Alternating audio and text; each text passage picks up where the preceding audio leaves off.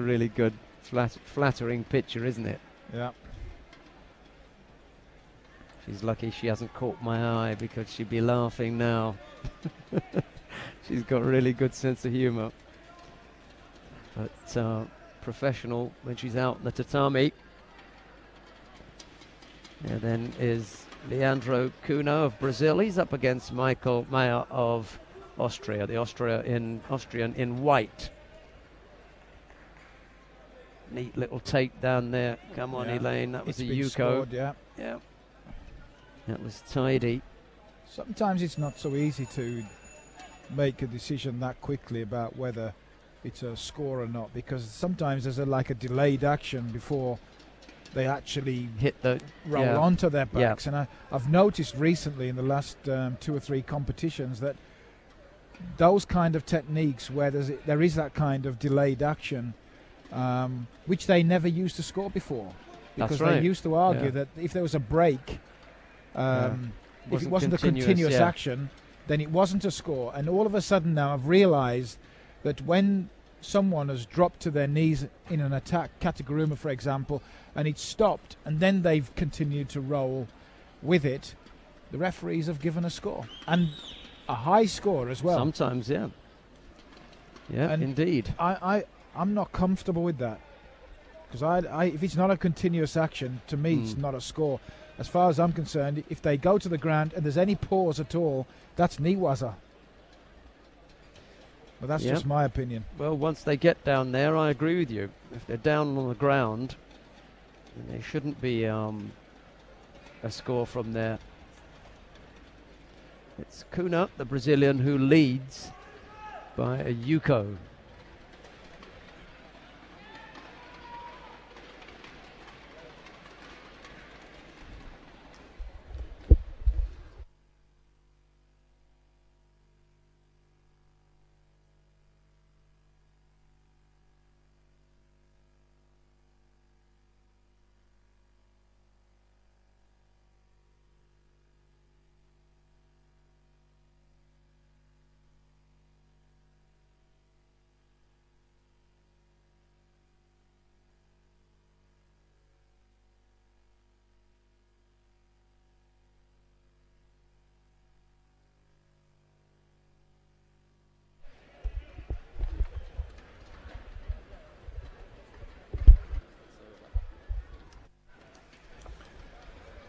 Cunha still leading then. Yeah, 3 minutes remaining, and that's all that separates them.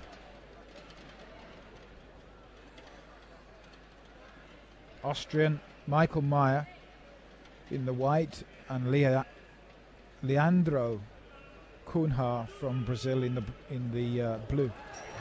And he attacks again with that Kouchi. He's very quick with it.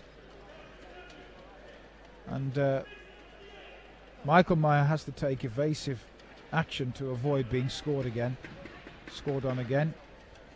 And just realised the Brazilian has some advertising on his trousers that probably shouldn't be there. I can't quite make out what that is, but it shouldn't be there. They always have it. The Brazilians always got it on a jacket or something. It's always it doesn't conform to the judogi requirement.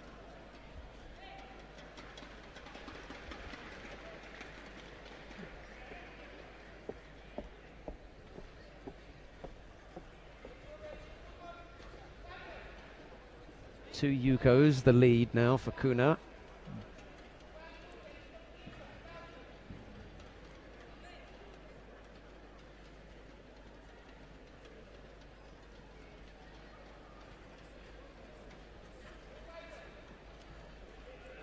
Oh, a nice attack again from Leandro Cunha. He attacks with the Sianagi, tries to catch the leg as well. And Michael Mayr did well to get off that. It was a very, very good attack from Cunha.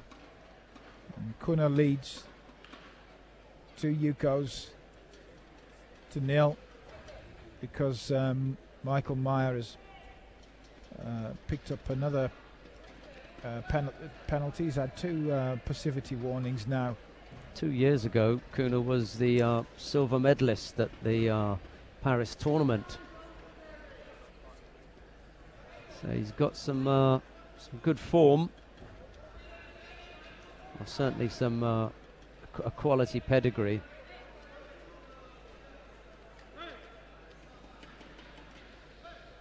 Well, anyone who can medal in Paris is world class, because there is no tournament harder than that anywhere in the world. It's a huge event, and some would argue even harder than the World Championships. Well, there's got to be a lot of truth in that, because the possibility of being able to have more than one Japanese, more than one Korean, for the women more than one Chinese and Japanese in a category must make it hard. And there's no repechage. Well, now there's no repechage, because it's a Grand Slam. This year, I think, this year's tournament had both the top Japanese, and for me they're the number 1 and the number 2 in the world, at 48 kilos, Emi Yamagishi and Tomoko Fukumi. Fukumi won the World Championships in Rotterdam just recently, and when asked about her, what she liked, what was her favourite thing in judo, she said she liked coming to Europe. And the commentator said, what is it that you particularly like in Europe? She says, I don't have to fight Yamagishi.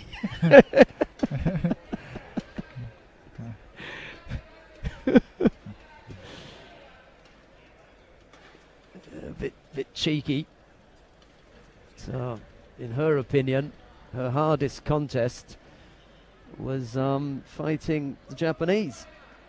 So she liked to come to Europe. Fantastic.